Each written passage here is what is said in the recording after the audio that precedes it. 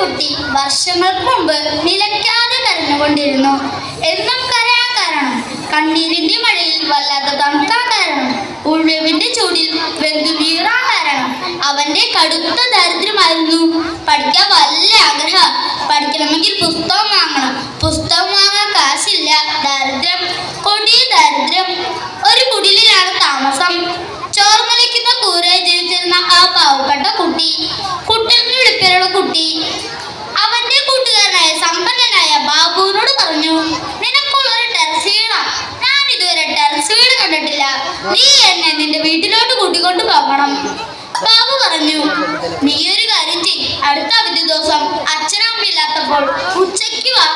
ഉച്ചനേരമായപ്പോൾ കുട്ടൻ കന്നിക്കലത്തിൽ